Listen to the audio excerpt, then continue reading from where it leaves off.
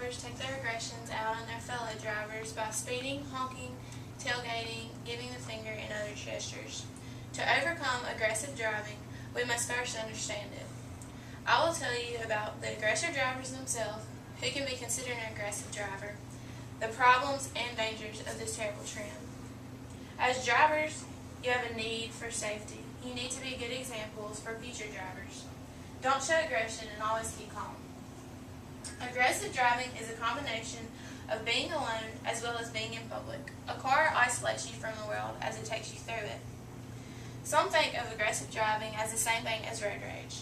But according to American College of Emergency Physicians information on aggressive driving, road rage is actually an extreme part of aggressive driving, including illegal changes and turns, failing to stop or yield the right of way, speeding, or anything else that has laws against it. Aggressive driving is an assortment of gestures, looks, verbally abusive language, or discourteous behavior. So who is usually the aggressive drivers? It can be any male, female, young or old, celebrity, or average person, even the nice guy down the street, or a good friend, or a wonderful parent. Now you know what and who aggressive drivers are. Here are some of the problems with it. The number one cause is the left lane hog. Authors of Road Rage and Aggressive Driving say that discourteous driving behaviors include failure to signal before lane changes, changing lanes too closely to the car behind you, or tailgating. These unaware drivers infuriate the aggressive drivers and trigger their aggression. Then they will speed ahead of you and try to cut you off, verbally abuse you, or may even damage your vehicle. As you can see, this can be very dangerous. 2/3 of the 42,000 highway deaths are related to aggressive driving. It's a great risk every time you get in your car and go down the highway. Motorists are most concerned with this, since most people would never notice them anyway. Some fear aggressive driving more than drunk driving.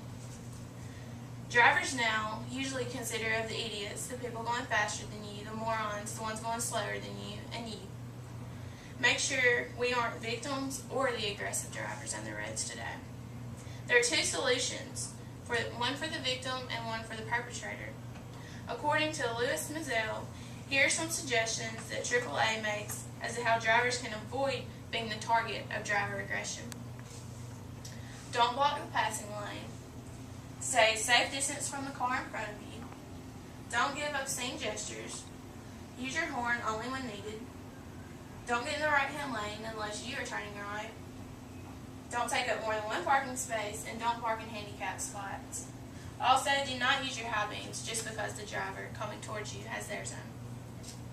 If you're the one in a hurry or in a bad mood, here are some things for you to think about. Understand that you cannot control the traffic, but you can control your reactions to it. Give other drivers the benefit of the doubt, and ask yourself a few questions. How many times have you made this mistake?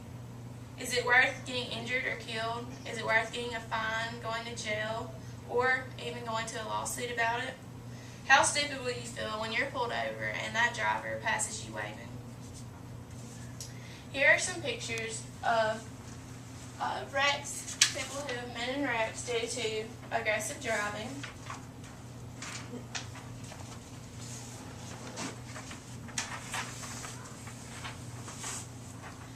So now I hope you understand the problems, dangers of aggressive driving, and will think about them the next time you are in your car. Thank you. Do I have any questions?